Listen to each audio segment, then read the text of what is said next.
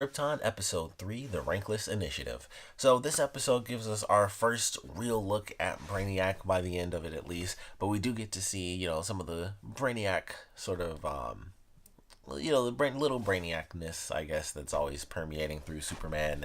And, we have the woman who gets taken over, and then it's basically like code running through her eyes. And they do that, of course, at the end with Brainiac, whose entire ship is basically just a giant skull waiting to suck stuff up, which I thought looked really funny. But it was definitely an interesting episode with that. It was like, all right, what are they gonna do? Because we still basically with the way it ends, they always bring up the question where it's like, can we save her? Like, is there any way to do this? And even by the end, it's like, oh well, we don't know if we can save her. It's hard to say. But also, it's too late. Signal's been sent out and stuff. Because I thought they were gonna get into a debate like, do we kill her to stop the signal, or do we try to save her because we're the good guys and that whole debacle. And it was just like, oh, she might die, she might live, but also too late. Signal's gone. So whole episode, it was just like, they were like this close, but ultimately, of course, you got to have the main villain show up at some point. So they go through, they're trying to do what they can to not only like find this probe, like they crack open the egg and then they realize, oh, the sentry is actually gone, so they have to look for the little cube, or well, obviously it's not a cube, but whatever shape it was, the device. And Adam Strange finds it, which I thought was interesting. He knew exactly what it looked like, but that also kind of makes sense. He's from the future, but he gets it, which I love that scene where he's like, that guy said it, that yours were fake, and then of course the guy got tricked and he took off. So they end up getting the device, and it's like, all right, well, all we have to do is scan this thing.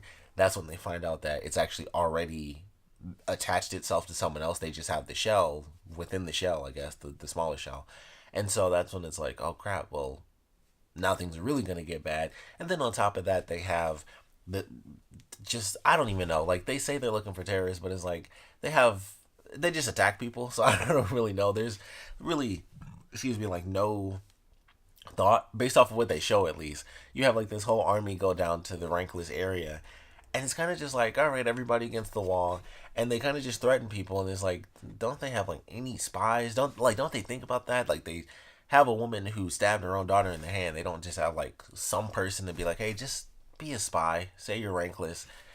None of that is like, they no tact. Like they swarm in, everybody up against the wall. They just they don't care because they're Rankless, so they just start blasting people and threatening them and stuff. And it's like they could just send like one spy in. It would be the easiest thing in the universe.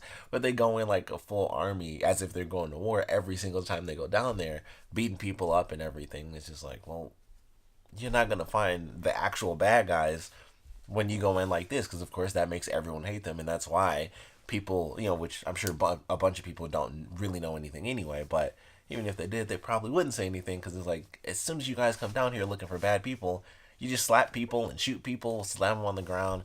It's just like, yeah, that's why it doesn't really work. So, of course, we have Zod trying to make a difference, and she does a little bit in this episode. And unfortunately, it does come after one of the Rankless is killed, because the woman is just threatening the guy. And this was one of those things that made me think, like, do they have any clues? Was there like a lead where they assumed it was this guy? And it honestly seemed like she just picked a random guy. He was like, I don't know anything. And then she hurt him really bad. It was like, does that jog your memory? And I was like, this doesn't, and maybe there was something I missed. But it honestly just seemed like she just picked a random person to hurt and just assumed that he was suddenly going to, have something to say. It was just like, yep, no tact. Like they just go in and it's like, surprise, surprise, nobody's going to say anything. And then you make more terrorists. But it was an interesting little moment. And of course, she kills the person. And that's when Zod comes in and it's like, so, you were threatened by this guy, there was some of the real world stuff, if you pay attention to the news, it was like some of the stuff they were saying, or it's like, oh, so you're in the army, you got this big old blaster, and you were threatened by this, like, poor looking dude in some shackles. It was just like, okay, so she has her arrested, and that kind of, it's a back and forth. She's in this odd position where she wants to be the good guy and be like, hey, let's not just kill a bunch of people just because they're Rankless. Let's try to work with these people and actually find the bad guy. So makes a good image in the Rankless community, but then at the same time, it makes a terrible image for her.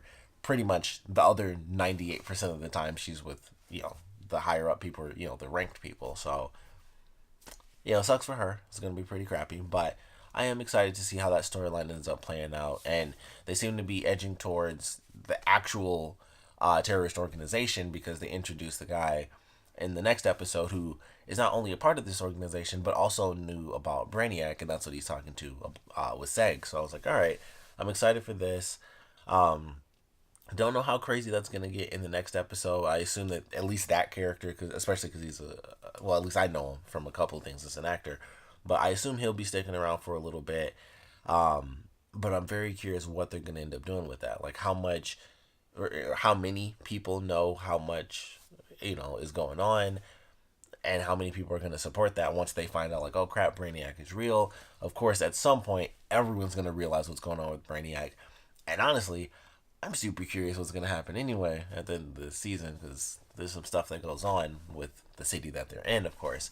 So I'm super curious how this season's really going to play out, because it's like, there's some things that are supposed to happen. So we'll see how things end up playing out by the end of the season. But I enjoyed this episode. I like where it's headed for sure, because it seems like they're moving really fast. Of course, they could say like, oh, Brainiac's like, honestly, he's 8 billion light years away. They could literally make up any span of time if they wanted to.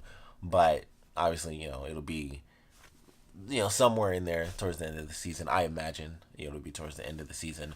But I am definitely looking forward to it. They do drop like a small reference to the fact that Adam is actually stuck in the past, whereas like my Zeta beam isn't actually working. It's like, can you check it out? And they don't really go into that many of those details, but it's just like, hey, this is what I use, but it's not working right now. So I'm curious how they're gonna kind of get into that element of him at some point. I would assume kind of jumping back and forth through time to be like, okay, well, if we do this, then we can do this and change this and save that.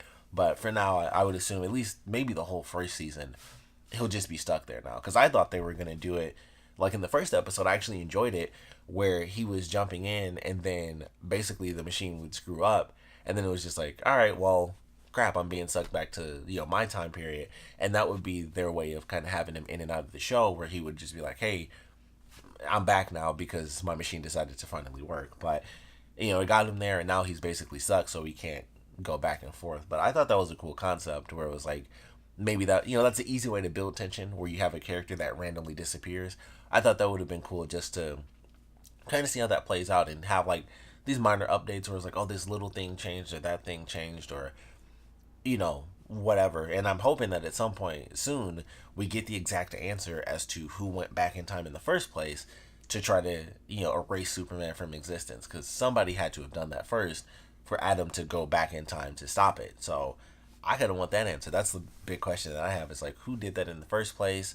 Who's powerful enough to do that? Because honestly, there's a lot of characters, but who would really do it? So I'm curious how that's going to end up playing out. If they'll even give us that answer. They might not have even written it themselves, but I hope they did. I would assume by the end of this season we will have that answer officially. Like, this is the person that basically tried to erase Superman from existence. So that's what I want.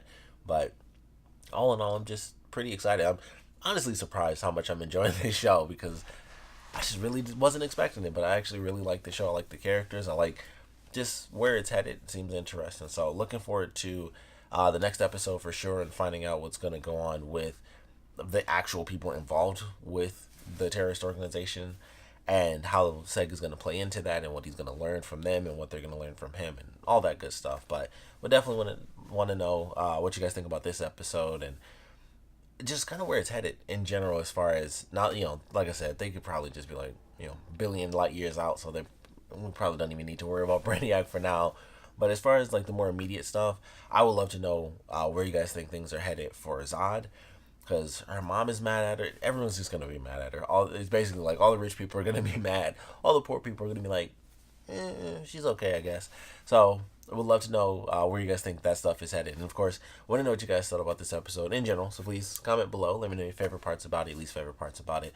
Like I said, definitely want to know where you guys think it's headed as far as what's gonna happen with Zod.